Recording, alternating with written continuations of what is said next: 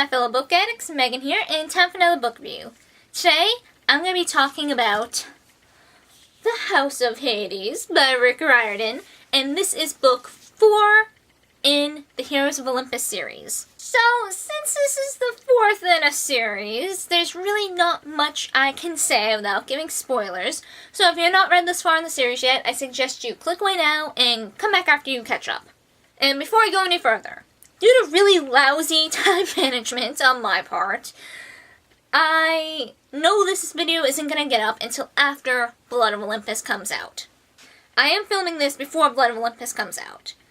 So, I obviously have not read it yet. So, I would greatly appreciate it if you do not do any spoilers in this video for Blood of Olympus in the comment section. Because I'm not sure how far I am going to be in Blood of Olympus by the time I upload this video. So, with that said, I'm going to go right into the review-y bit. So, a lot goes on in this book. Just, oh my god. We get different points of view for all of the 7. And, I wasn't exactly keeping tabs of how many chapters each character got, but I felt it was pretty evenly distributed, I can speak, among all 7. Which is good, nice balance. So, Percy and Annabeth are in Tartarus, trying to survive, and they know the only way they're going to be able to get back into the regular world is to go through the doors of death. But those are being guarded by Gaia's minions, and, Tartarus is where all the monsters go once they've been killed. So, they're going to be basically fighting every step of the way.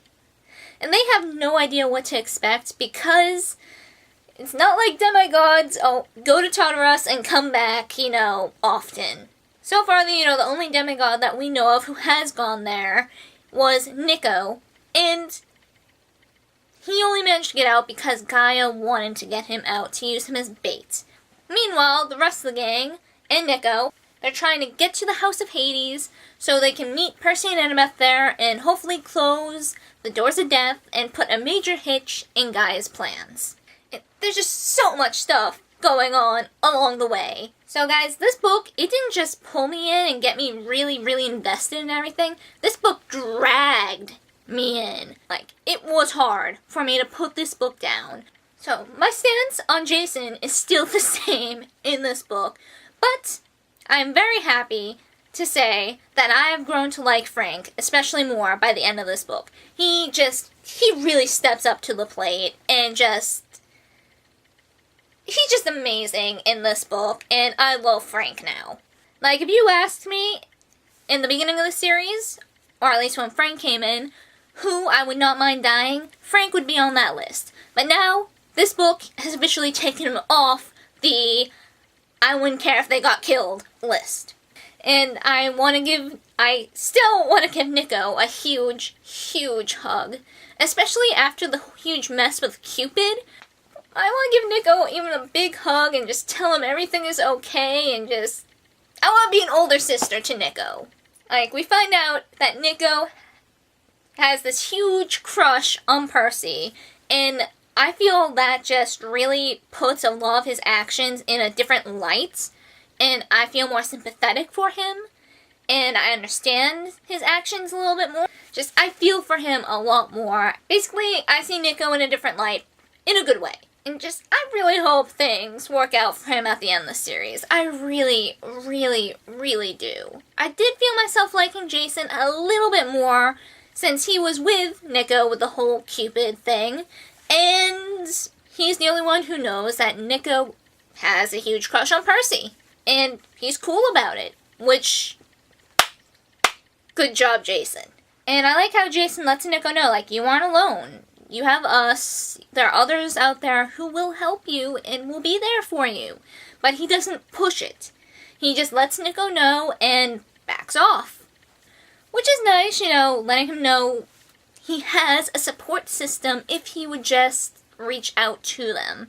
Now, before I started reading this book, one of my friends, who is also big into the Percy Jackson / Heroes of Olympus books, told me gave me a little hint that we will see Percy in a different light in this book.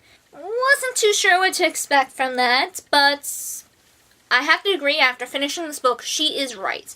While him and Annabeth are in Tartarus, they have to deal with a whole bunch of crazy monsters, and some of them are these really creepy old woman-looking things, and if you kill them, basically you're inflicted with a curse. So when Annabeth and Percy were trying to fight these crazy old women, whenever they killed one, a curse was inflicted upon them.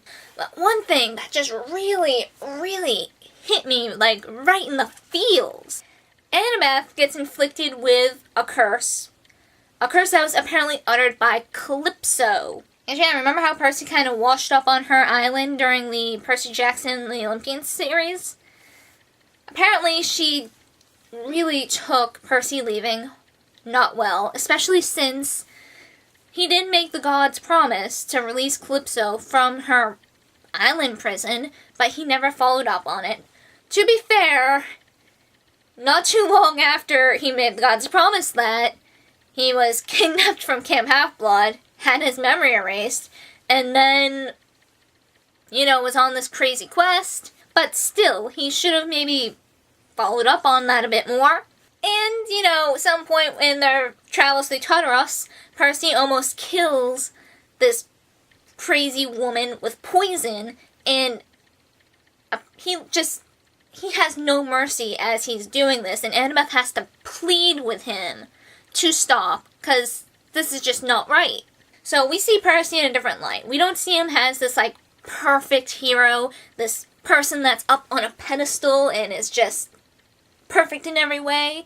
He has faults, and I like how they are brought out more in this book.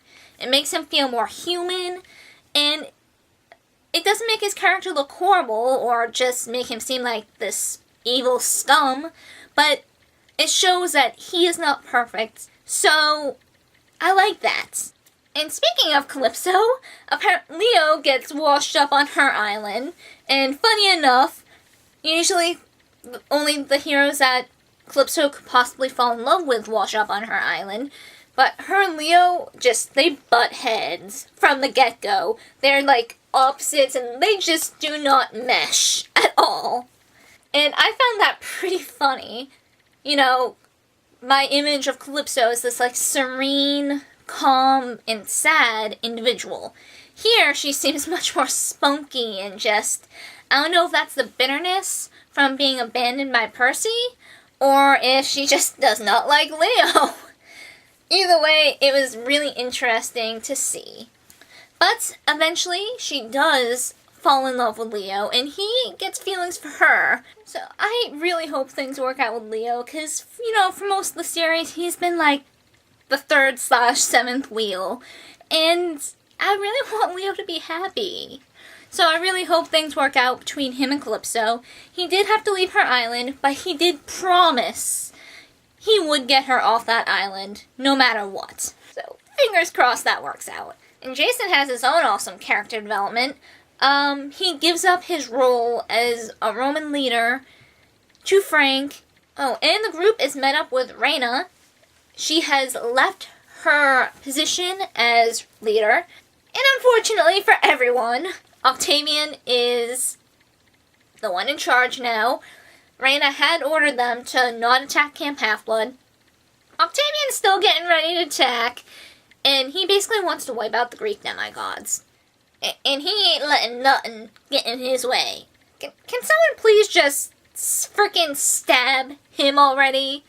Seriously, he is the top of my list of the people I want to see die by the end of this series. I would not shed a single tear for Octavian. I would probably throw a freaking party.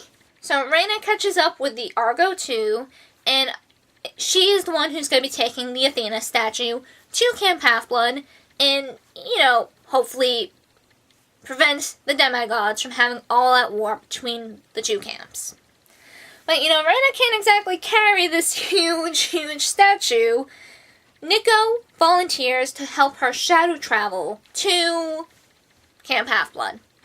And he's still really weak from everything that's happened to him. And he's only going to be able to do things in small jumps. So, through all this, it's going to be up to Raina and Coach Hedge, who's going to be joining them, because quests work best in groups of 3. So while Nico rests between jumps, they are going to basically be taking care of him.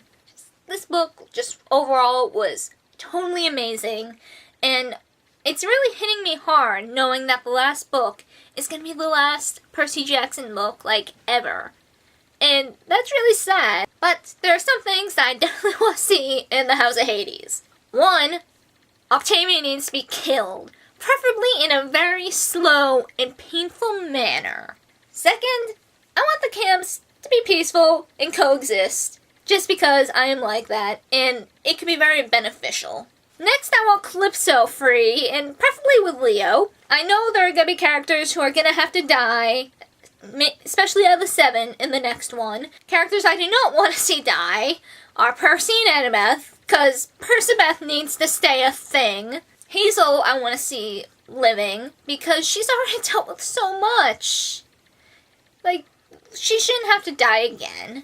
Nico I do not want to see die, because he's Nico, and he's been through so much too, and I want him to get a happy ending. Frank is now off the I want to see die list. I've grown to like his character much, much more, and I don't want to see him die. Piper and Jason, I'm not too sure about. Octavian, I definitely want to see die. I would just be so happy if he just got struck down. And I feel it'd be really ironic if it was Apollo who struck him down. Just, just Apollo showing up and being like, yeah, I'm tired of your shit. Smite. So, yeah. That's it for this book review. I absolutely loved it. I think this might be my favorite out of the whole Heroes of Olympus series so far. And I am greatly looking forward to, but at the same time dreading, the Blood of Olympus. So, yeah.